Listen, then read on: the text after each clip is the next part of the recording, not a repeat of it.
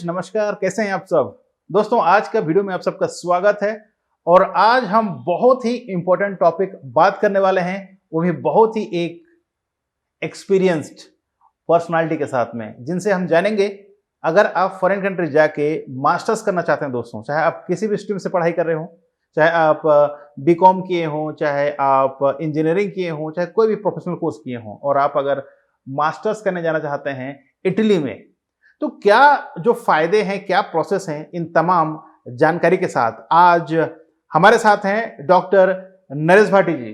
Sir जी नमस्कार। नमस्ते और आपका स्वागत है आज का वीडियो में। डॉक्टर साहब, आपसे हम जानना चाहते हैं, अगर कोई इंडियन स्टूडेंट्स अगर बाहर जाके पढ़ाई करना चाहता हो तो कौन सा कंट्री बेहतर है उनके लिए अगर मास्टर्स करना चाहते हैं, चाहे किसी भी स्ट्रीम से पास आउट हो। डॉक्टर साहब thank you so much Ashok ji, आज आपके स्टूडियो में बुलाने के लिए। आज मैं आपको एक बहुत ही इंफॉर्मेटिव और काफ़ी पेरेंट्स को और उन बच्चों को ये हेल्प कर सकता है फाइनेंशियली। ये क्राइसिस, कोविड क्राइसिस के बाद जो फाइनेंशियली इश्यूज आ रहे हैं, उसके अकॉर्डिंग अगर मैं कोर्स की बात करूँ, जो बच्चे ऑलरेडी ग्रेजुएट है इंडिया में और अगर मास्टर करना चाह रहे हैं, if they willing to do their masters in European country, तो आज मैं आपके लिए एक ब्यूटीफुल कंट्री लेके आया हूँ, उसका नाम है इटाली। सो इटाली में भी अशोक जी कैसा है कि आप नो ट्यूशन फी, मीन्स कोई ट्यूशन फी नहीं, फ्री आप पढ़ सकते हो।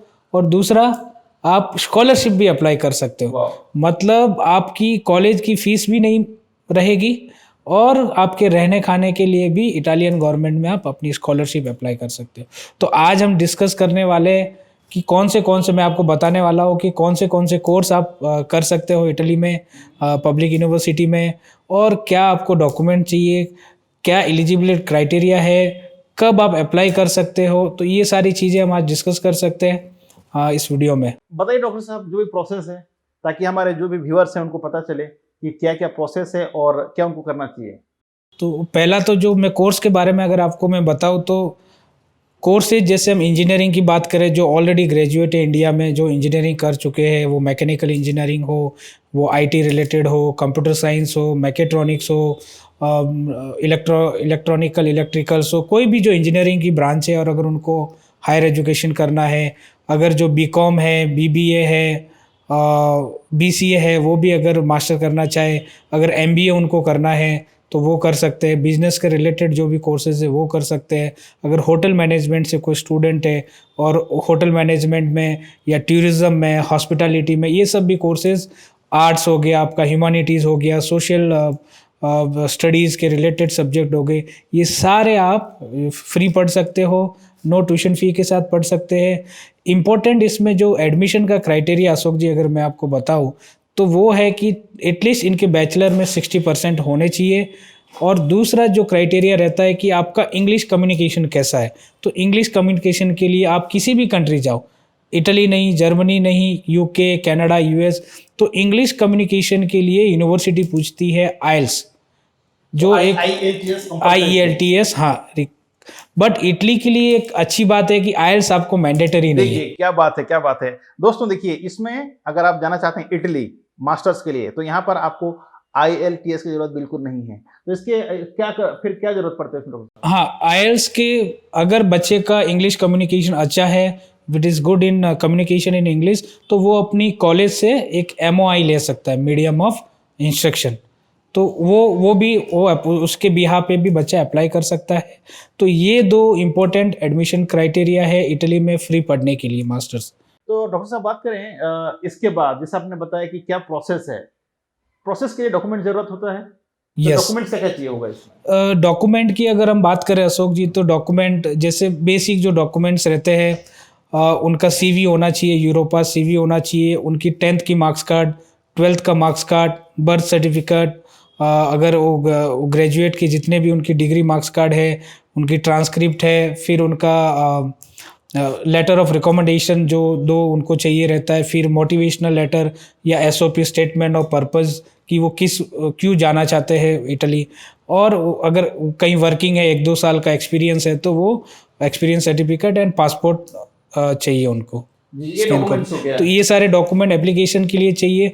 और हर साल जो फ्री पब्लिक जो हम बात कर रहे हैं आज, वो इनटेक एवरी ईयर सितंबर में होता है और उसकी जो एडमिशन डेडलाइन होती है वो मैक्सिमम 15 जून तक हम अप्लाई कर सकते तो अगर बात करें जैसे कोई कैंडिडेट, कोई स्टूडेंट जो है वो अभी अप्रैल या मई या जून के हैं लास्ट में पास आउट हुआ हो, उसका रिजल्ट निकल गया हो, तो वो कब तक अप्लाई कर सकते हैं वो? हैं। यस, जो स्टूडेंट इंडिया में जो फाइनल सेम में है, फाइनल 8th सेमेस्टर जिसका होता है, और अगर वो प्रोविजनल सर्टिफिकेट भी सबमिट कर देते हैं तब भी वो अप्लाई कर सकता है। ये एक अच्छी बात है इटली के लिए। दूसरा, अगर मैं आपको बताऊं कि फाइनेंशियल सपोर्ट, ये सबसे ज़्यादा इंपॉर्टेंट है। तो फाइनेंशियल डॉक्यूमेंट में जैसे हमने लास्ट टाइम जब मैं आपके साथ था स्टूडियो में, तो हमने study free master in Germany की बात की थी।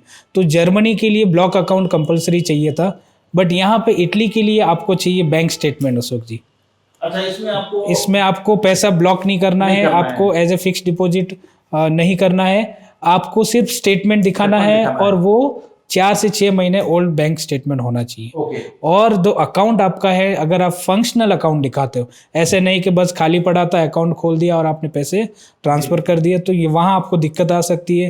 बिकॉज डेफिनेटली जो वीजा एप्लीकेशन सेंटर है और जो काउंसलेट है, फंक्शनल आप जो बता रहे हैं फंक्शनल होना चाहिए, तो क्या इसमें स्पेसिफिक इतना पैसा इसमें भी मतलब बताना है कि यस, स्पेसिफिक एटलीस्ट आप 10 से 12 लाख रुपए अगर आप बताते हो तो वो क्लोजिंग बैलेंस उतना आपको दिखाना है एज ए स्टेटमेंट। अगर आपके पेरेंट्स एम्प्लॉय है या इनकम टैक्स रिटर्न की फाइलिंग कर रहे, तो वो भी 2 साल का ITR अगर आप सबमिट करते हो तो ये वेल एंड गुड है। जो अकाउंट नंबर है डॉक्टर साहब, ये किसका नाम पे होना चाहिए? स्टूडेंट्स के नाम पे होना चाहिए? हाँ, ये भी बच्चों के काफ़ी सारे कंफ्यूजन रहते हैं कि किसके, तो या तो कैंडिडेट जो स्टूडेंट जा रहा है या फिर उसके फादर और मदर। नहीं, बिल्कुल ये बात को ध्यान रखना है दोस्तों, जो अकाउंट है वो आपके नाम पे होना चाहिए या फिर आपका पेरेंट्स के नाम पे होना चाहिए। डॉक्टर साहब, ये सब करने के बाद अगर हम जाते हैं पढ़ाई करने के लिए इटली में, तो और क्या बेनिफिट्स हैं वहां पर जाके पढ़ाई करने के? देखिए, इटली में बेनिफिट्स पढ़ाई करने का, पहला तो मैंने आपको बताया कि एजुकेशन फ्री बच्चे को मिलता है, नो ट्यूशन फी, सबसे बड़ा बेनिफिट है। जो इंडिया में अगर आप मास्टर करो तो डेफिनेटली एक अच्छे कॉलेज में आपको 15 से 20 लाख रुपए चाहिए। दूसरा बेनिफिट, स्कॉलरशिप अप्लाई कर सकते हैं, तो इटालियन गवर्नमेंट बच्चे को 5,000 यूरो तक स्कॉलरशिप देती है। तीसरा बेनिफिट, पार्ट टाइम बच्चा जॉब कर सकता है, 20 आवर से 22 hours a week part time job कर सकता है। इजीली बच्चा 800 से 1200 यूरो तक कमा सकता है, अपना खर्च चला सकता है। और जो स्कॉलरशिप अगर बच्चे को ग्रांट होती है तो उसको 5,000 यूरो साल का मिल रहा है, तो easily he can save money और उसका फूड और एकोमोडेशन के लिए हो जाता है। चौथा बेनिफिट मैं आपको बताऊँ तो इटली भी एक शेंगन कंट्री है, 26 कंट्री कहीं भी ट्रैवल कर सकता है, तो ये एक फ़ायदा है, किसी भी कंट्री में जाके अपना इंटरव्यू कर सकता है जॉब के लिए।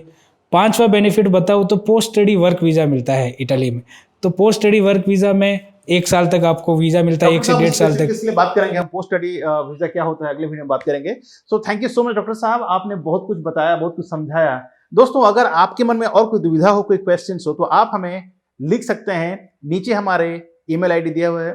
दोस्तों, अगर आपके पास और कोई क्वेरी है तो आप हमें डायरेक्टली लिख सकते हैं हमारे ईमेल आईडी पे। ईमेल आईडी नीचे डिस्क्रिप्शन में हम दे देंगे, और अगर आप पहले बार चैनल पर हैं तो चैनल को सब्सक्राइब करना बिल्कुल ना भूलें, क्योंकि इसी तरह का इन्फॉर्मेटिव वीडियो हम हर दिन लेके आते हैं। तो thank you so much for watching. Doctor साहब को बहुत बहुत धन्यवाद। Thank you sir, thank you so much.